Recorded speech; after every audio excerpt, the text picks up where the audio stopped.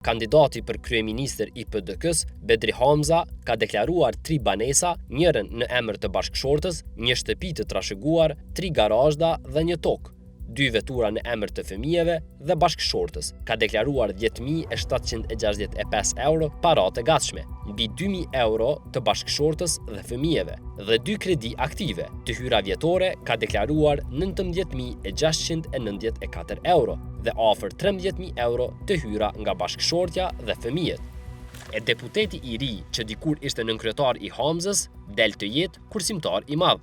Arjan Tahiri në vitin 2022 ka blerë banesë në vlerë 118.000 euro si bashk investim me bashkëshortën, ndërrimin e banesës paraprake dhe kredi bankare.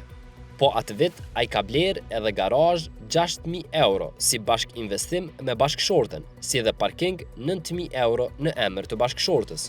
Në vitin 2022, Tahiri ka deklaruar edhe një vetur të blerë 30.000 euro me kursime e kredi në emër të gruas. Në emër të gruas, ai ka deklaruar edhe një banesë 35.000 euro të blerë në vitin 2025. Po këtë vit, ai ka blerë edhe një vetur në vlerë 18.000 euro, që thot se parat i ka marrë nga kursimet personale dhe mbështetja nga anëtarët e familjes. Ndonse ka blerë banesë, vetura, parking e garazhe nga kursimet, Tahirit parat e gatshme i kanë mbetur edhe 39.370 euro. Afër 15.000 euro nga pagat e prindërve dhe bashkëshortës si dhe 2.200 euro në llogari të fëmijëve.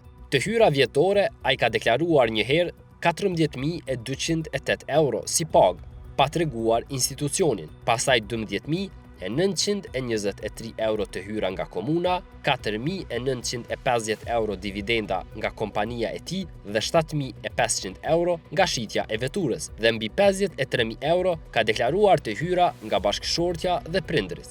Deputeti Tahiri në emër të prindërve ka deklaruar pyje, ara, toka, livadhe, kullosa, shtëpi, të gjitha të trashëguara në vlerë 223.000 euro. Por ndonse ka deklaruar se banesën dhe veturën e ka mblerë me kredi. Tahiri nuk ka dhënë asnjë detaj se në çfarë shume dhe periudhe ka marrë këto kredi. Tahiri nuk ka kthyer përgjigje në pyetjet e betimit për drejtësi nëse ka ndonjë kredi aktive.